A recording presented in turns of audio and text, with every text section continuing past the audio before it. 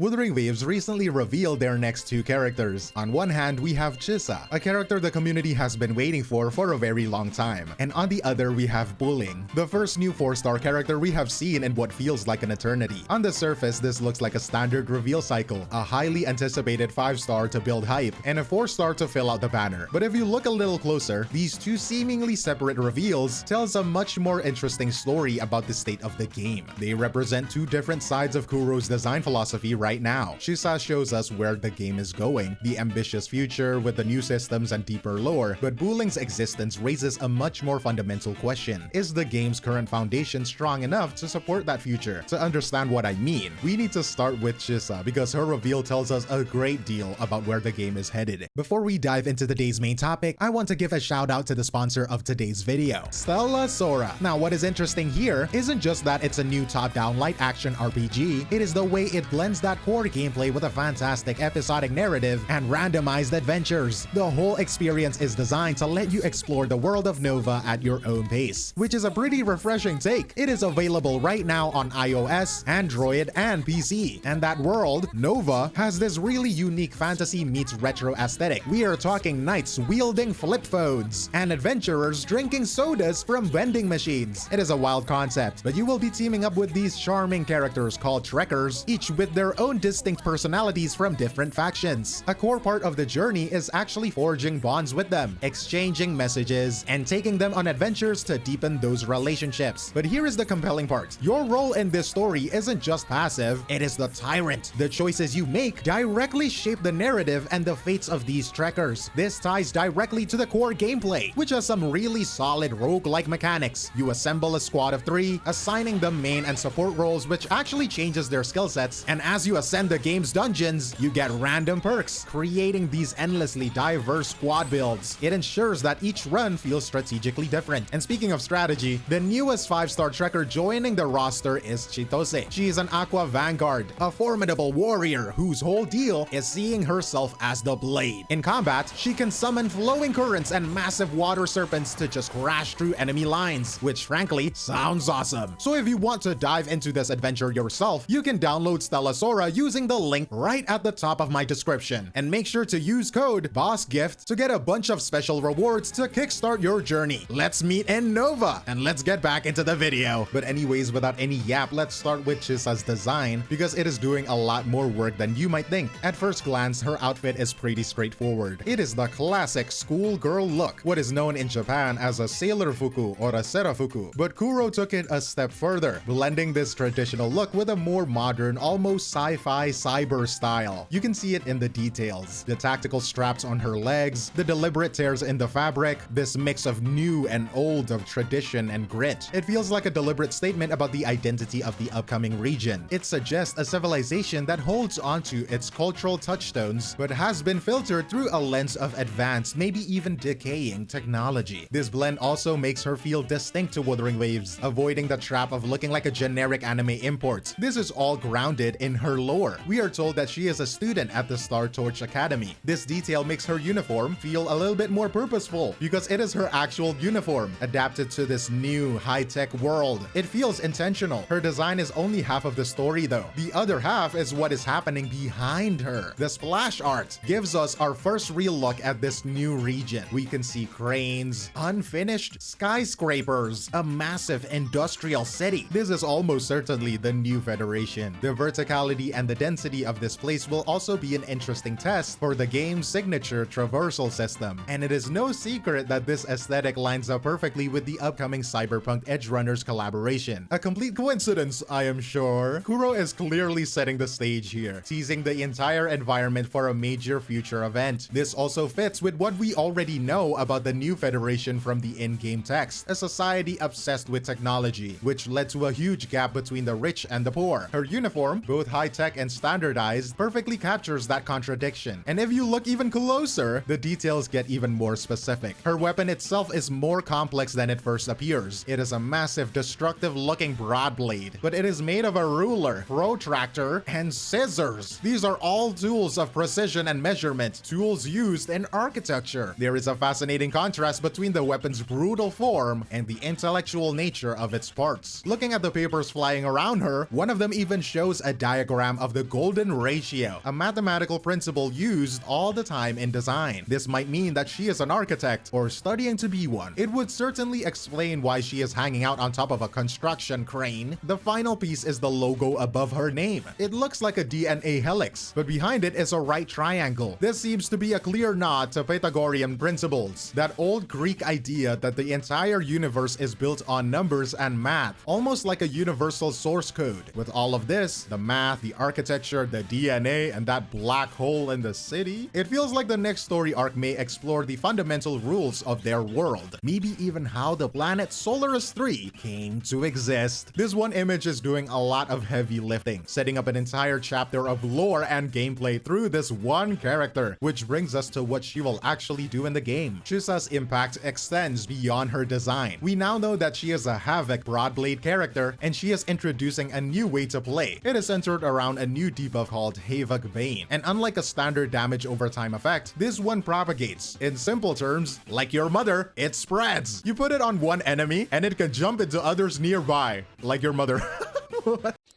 Oh, brother, this guy stinks! In a game that often throws large groups of enemies at you, an effect like this is a pretty big deal. Now, a new debuff is one thing, but Kuro has already shown us exactly why this one matters. The proof is in the new weekly boss Echo, the Remedy Threnodian Leviathan. Its description is clear. Enemies with Havoc Bane take 100% more damage from the Echo's effect. That is double damage. A bonus that is this significant tells you that the mechanic is meant to be a central part of the team's strategy. And that brings us back to Chisa. She is positioned to be the core of this system, the one who applies it, the one who makes it spread. She is also the one that keeps it on the field. The whole archetype will likely be built around her. This lines up perfectly with her official description, which talks about her seeing an enemy's weaknesses as threads and severing them. She analyzes an enemy's weak points and applies a debuff that unravels them from the inside. It is a great example of ludonarrative harmony, where the story of the character and the way you play them are in perfect sync. So now we have a new region, a new central character, and a completely new gameplay paradigm. And while all of this sounds exciting, it also shines a light on an existing imbalance in the game's roster. And while everyone was focused on Chisa and this new gameplay system, Kuro quietly revealed something else. Something we haven't seen in a very, very long time. A new 4-star character.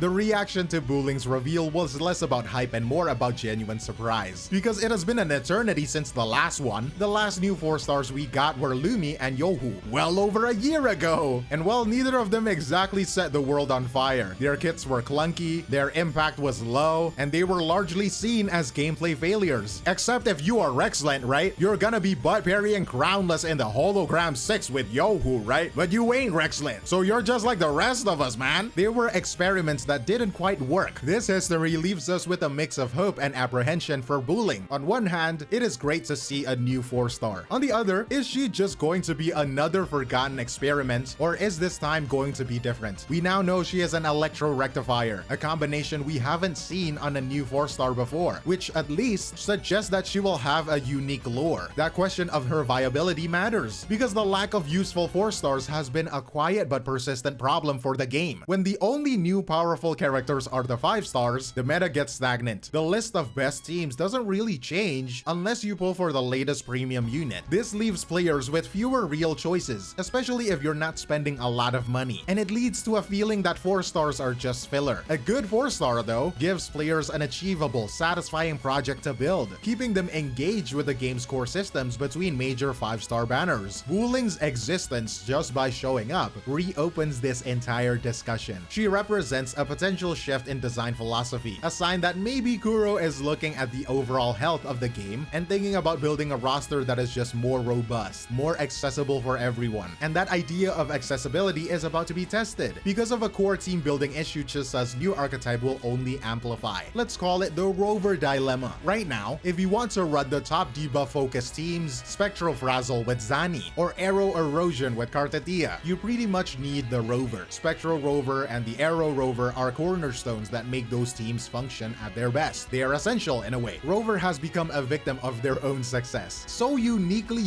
useful that their utility has become a restriction. The result is a logistical bottleneck. In endgame content like the Tower of Adversity, you need 2 separate teams, but you only have 1 rover, so if you're forced to choose, you can run your Arrow team or your Spectro team at peak performance, but not both at the same time. And now here comes Chisa, bringing the new Havoc Bane archetype with her. This new system looks powerful, it looks interesting, and it will almost certainly synergize best with the Havoc rover. So Kuro has handed us another exciting team that completes for the exact same limited character slot. This doesn't solve the problem, it makes it a little bit worse. This isn't necessarily a design flaw though, it is the natural result of creating ambitious synergistic teams, but it does make the need for a solution a little bit more urgent, and this is where Bowling's true importance come into focus. More than a new character, she represents a potential solution to this dilemma. Her ideal role isn't to be a 5-star replacement, it is to be a low-grade replacement, a budget enabler for one of the older debuff teams. Imagine if she probably couldn't, but imagine if she could competently fill the support slot on a Zani or a Cartadia team. She doesn't have to be as good as the premium 5-star, just good enough. If she can do that, she acts as a release valve. She frees up Rover to be used on the other side of the tower, perhaps with Chisa's new Havoc team. Suddenly, players have actual viable options. And so Bowling's release is a critical test. Her success or failure as a character will tell us a lot. It will show whether Kuro Games understand that this core structural issue exists in their team building system, and more importantly, whether they're willing to address it with an accessible, well-designed 4-star characters. And so when you put it all together, this recent drip marketing presented a duality, a kind of story of 2 reveals. On one hand, you have Chisa. She shows us what Kuro Games wants to build. She represents an ambitious future, new worlds, deeper lore, and complex, interesting gameplay systems. She is the big, exciting idea. And on the other hand, you have Bowling. Her reveal asks a much simpler, more fundamental question. How are they planning to support it? She represents the foundation that all of these big ideas need to stand on, and that foundation is what matters in the long run. A new archetype like a Havoc Bane is exciting, but its success depends on a healthy and balanced game. Without accessible support characters, like a well-designed 4-star, these cool niche teams can start to feel restrictive. They end up making existing roster problems worse instead of solving them. Kuro can build impressive towers, but they still need to reinforce the ground floor that supports everything. Ultimately, Chisa represents the destination, the cool new place the game is going, but the viability of Bowling, whether she is a thoughtfully designed character or just another forgotten experiment, will tell us if everyone will have a reasonable way to get there. So I'm curious on what you all think. Given what we know, what kind of kit would Bowling need to solve this problem? Or do you think that this is a sign of a larger design philosophy shift that we should expect heading into version 3.0? Let me know your thoughts below, and as always, thank you for watching. That is all from me, 𝗖cie_𝗽𝗆𝗆, and I will see you in the next one. Cheers!